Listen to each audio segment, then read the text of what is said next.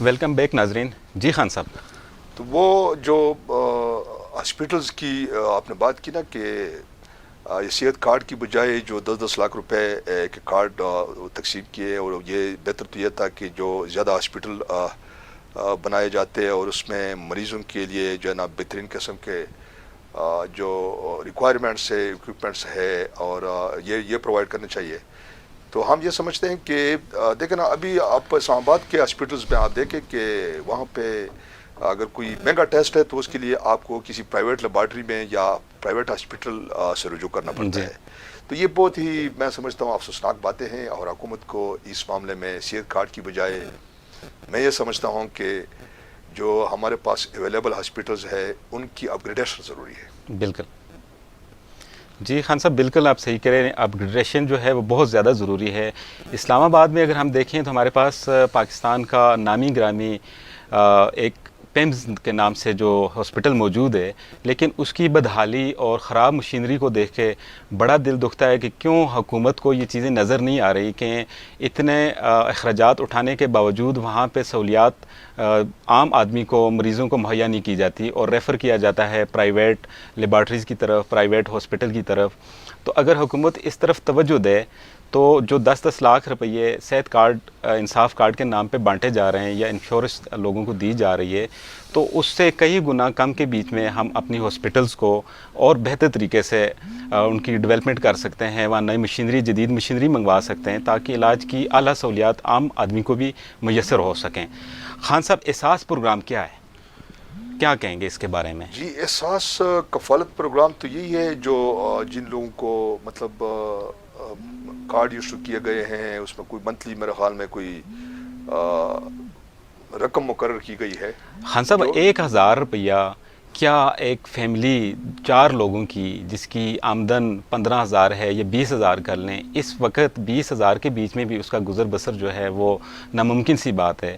تو میسج آ رہا ہوتا ہے یا آپ کو کہ جی آپ رجسٹر ہوں, آپ کو 1,000 روپیے کا ریلیف دیا جائے, کیا یہ مذاق نہیں ہے؟ جی, بہت بڑا مذاق ہے, اور میں سمجھتا ہوں کہ قوم کا وقت ضائع کیا جاتا ہے. صبح لوگ آتے ہیں, لائنوں میں کھڑے ہوتے ہیں صرف 1,000 روپے کے لیے, اور شام کو جاتے ہیں. تو یہ ایک انتہائی ظالمانہ اقدام ہے اس حکومت کا. میرا خیال ہے کہ اس قسم کے معاملات میں لوگوں کو الجھانا, میں یہ سمجھتا ہوں کہ حکومت شاید بہت سارے اپنے جو ناکامیاں ہیں ان سے توجہ ہٹانے کے لیے لوگوں کو ایسے معاملات میں الجھا دیتے ہیں.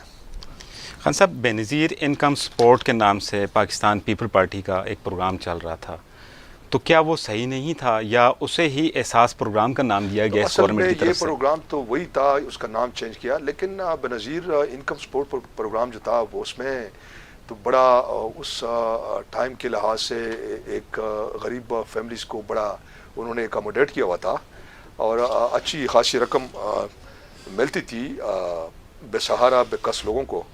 تو یہ اصل میں وہی ایک آپ سمجھ لیں کہ اس کا نقل کیا جا رہا ہے. یہ تو دیکھنا, اس حکومت نے ایک وہ جو لنگر خانوں کا ایک وہ شروع کر دیا تھا, جی. اور پھر جو اس قسم کے جو این جی اوز تھے وہ بھی سامنے آئے آگے, اور انہوں نے کہا کہ جی مدینہ کی ریاست کے طرز پہ کم از کم کوئی بھی بھوکا جو ہے نا رات کو بندہ کوئی بھوکا نہیں سوئے گا.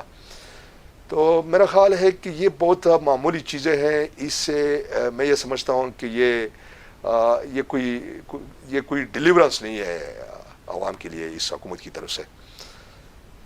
تو کیا حکومت کو کیا کرنا چاہیے؟ احساس پروگرام کو بے نظیر انکم سپورٹ پروگرام کی طرح چلانا چاہیے یا کوئی اور نیا پروگرام لے کے آنا چاہیے؟ دیکھیں جی, بات یہ ہے کہ یہ جو اس قسم کے پروگرام ہے, بجائے اس کے کہ اس میں قومی خزانے کا ایک حصہ جو ہے نا اس میں ضائع ہو رہا ہے.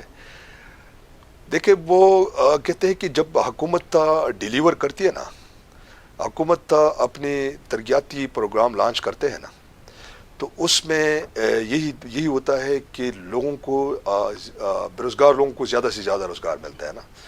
تو اب اس حکومت کی 3-3.5 سالہ کارکردگی تو یہی ہے کہ نہ اس حکومت میں کسی کو روزگار ملا ہے, اور نہ ایسے کوئی جو آلریڈی ترقیاتی پروگرام جو لانچ کیے گئے تھے, یا خاص طور پر یہ جو چائنا پاکستان اکنامک کوریڈور ایک بہت بڑا پروگرام تھا یہ، اور اس میں مطلب پاکستان کی جو ہے نا آپ کہہ سکتے ہیں کہ ایک ترقی اس کے ساتھ وابستہ تھی، اور پاکستانی وہ عوام جو بے روزگار ہے اس بہت ہی جو ہے نا بے روزگار لوگوں کو روزگار مل سکتا تھا. لیکن اس کے بارے میں بھی اب ہم یہی سن رہے ہیں اور یہی دیکھنے میں آ رہا ہے کہ چائنیز گورنمنٹ بھی بڑی نالا ہے موجودہ حکومت سے سی پے کی وجہ سے. بالکل، سی پیک ہمارے ملک پاکستان کے لیے ایک بیک بون ثابت ہونے جا رہا تھا، لیکن بدقسمتی سے اس حکومت کے بیچ میں خان صاحب یہ بہت سست روی کا شکار ہے. لیکن ابھی حکومت کی طرف سے اعلان ہوا ہے کہ خان صاحب اگلے مہینے چائنا جا رہے ہیں. امید تو کرتے ہیں کہ وہ اس پروگرام کو اور آگے لے کے جائیں گے، اس کے بیچ میں مزید تیزی لے کے آئیں گے، کیونکہ یہ ہمارے ملک کے لیے بہت ضروری ہے. لیکن ساتھ ساتھ خان صاحب ملک کے بیچ میں گیس کا بحران بنا ہوا ہے، گھروں کے بیچ میں چولہے ٹھنڈے پڑے ہوئے ہیں، سی این جی ایل پی جی لوگوں کو نہیں مل رہی، سی این جی پمپ جو ہیں وہ پورے ملک میں بند ہیں، جس کے اوپر کل خٹک صاحب نے وزیر دفاع بھی ہیں انہوں نے بڑا احتجاج کیا ہے. تو یہ کیا کر رہی ہے گورنمنٹ؟ کون سا برہان اس ملک کے بیچ میں لے کے آنا چاہ رہی ہے؟ ایک طرف منی بجٹ ہے، ایک طرف آلریڈی مہنگائی آسمان کو چھو رہی ہے. تو کیا خاص اقدامات ہوں جس سے کچھ نہ کچھ تو کم از کم لوگوں کو ریلیف ملے؟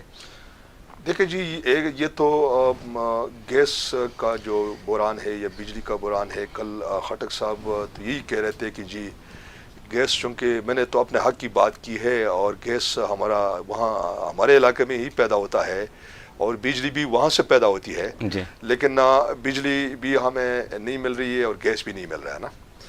تو اس میں تو اگر یہ دیکھیں نا تو یہ تو اس قسم کے ایشوز جو ہے نا ہمارے بہت ماضی میں واسطے بلوچستان کے لوگوں کا بھی یہی ڈیمانڈ تھا اور ہے کہ چونکہ گیس وہاں یہ بلوچستان سے بہت زیادہ مقدار میں اسلام آباد تک اور راولپنڈی جو بڑے بڑے شہر ہیں ان تک پہنچی ہے، لیکن وہاں جو لوگوں کا بنیادی جو جن علاقوں سے یہ وہاں سے پیدا کیا جا رہا ہے ان لوگوں کو مہیا نہیں ہے. تو وہ خٹک صاحب کا یہ مطالبہ تو بالکل صحیح ہے، لیکن آپ تو یہ دیکھنا آپ خود ان کے اندر سے یہ آوازیں اٹھنی شروع ہو گئی ہے اندر سے. تو آپ نے عمران خان کی بات کی کہ آپ چائنا جا رہے ہیں اور چائنا سے ایک بہت بڑا جو ہے نا ایک یعنی پاکستانی عوام یا قوم کے لیے ایک بہت بڑی نوید لے کے آئیں گے. جی.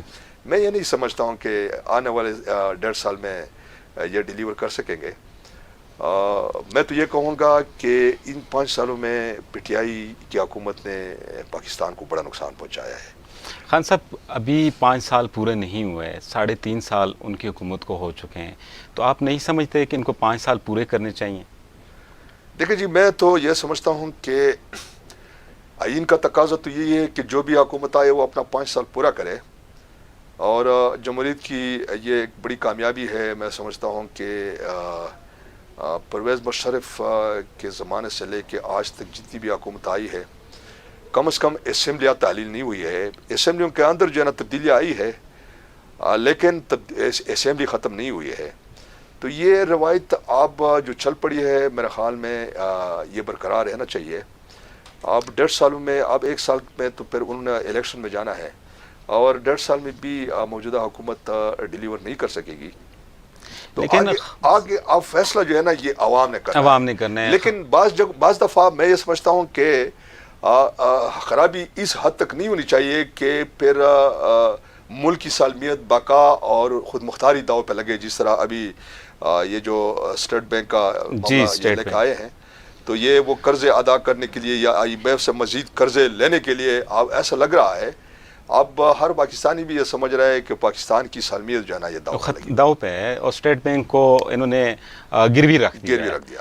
لیکن خان صاحب اگر ایسے موقع کے اوپر تحریک عدم اعتماد آتی ہے یا جو پاکستان پیپل پارٹی نے احتجاج کا، دھرنے کا اعلان، لانگ مارچ کا اعلان کیا ہے، یا پی ڈی ایم 23 مارچ کا اعلان کر رہی ہے، اگر اس سے حکومت چلی جاتی ہے تو نئی آنے والی حکومت اس کے لیے تو بہت سارے چیلنجز ہوں گے، بہت ساری مشکلات ہوں گی. تو ایسے میں بہتر نہیں ہوگا کہ یہ 5 سال اپنے پورے کریں تو اس کے بعد ہم لانگ مارچ یا احتجاج کی طرف جائیں؟